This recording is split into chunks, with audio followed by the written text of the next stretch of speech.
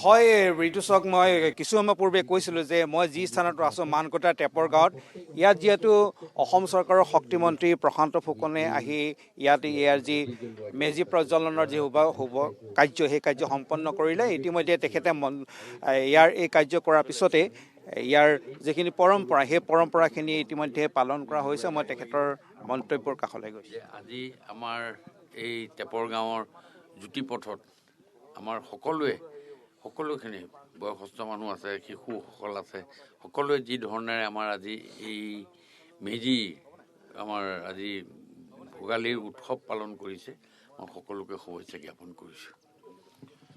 আমি তেখেতৰ কাষলৈ আমি পুনৰবাৰ যাম। আৰু ইতিমধ্যে আপোনালোকে দেখা পাইছে ইয়াৰ মেজিৰ যি প্ৰজ্বলনৰ যিখিনি কাৰ্য সেই কাৰ্যখিনি সকলোখিনি সমাপন হৈছে আৰু ৰাইজে ইয়াত আশীৰ্বাদ লৈছে। ইতিমধ্যে যিখিনি মাংগলিক কাম কাজ সকলোখিনি সমাপন হ'ল।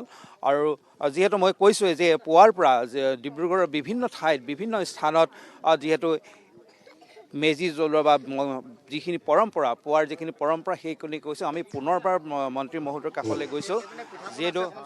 যিহেতু আপুনি আহক আমি পিঠা পনাৰ কাষলৈ, যিহেতু পুৱাৰ পৰা আপুনি কেইবাখনো বিহুৰ থলীলৈ গৈছে, আজি ইয়ালৈ আহিলে কি ক'ব? আজি বিহুৰ সন্দৰ্ভত আজি কেনেকুৱা ৰাইজৰ মনবিলাক?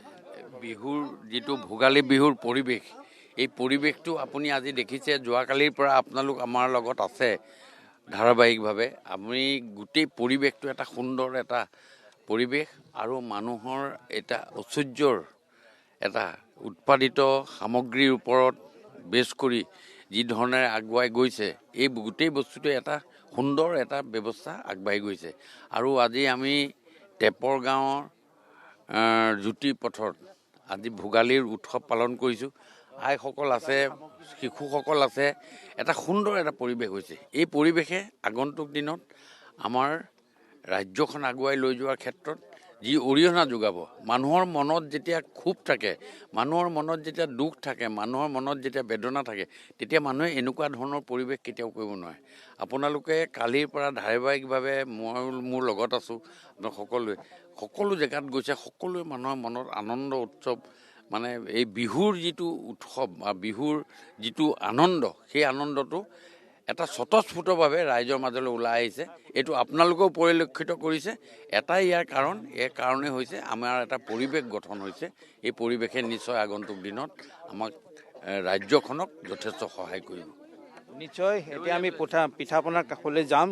যিহেতু মই পুৱাৰ পৰা দেখুৱাইছোঁ কি সুন্দৰ ব্যৱস্থা কৰিছে পিঠা পনাৰ, আৰু গতিকে অতিথিসকলো আহিছে। আৰু এই যিটো মই দেখুৱাইছিলোঁ ইয়াৰ যিটো এটা ব্যৱস্থা কৰিছে ৰাইজে, পিঠা পনাৰ ব্যৱস্থা, খোৱা বোৱাৰ ব্যৱস্থা কৰিছে। ৰহি, গুড়, চিৰা, দৈ, কোমল চাউল, পিঠা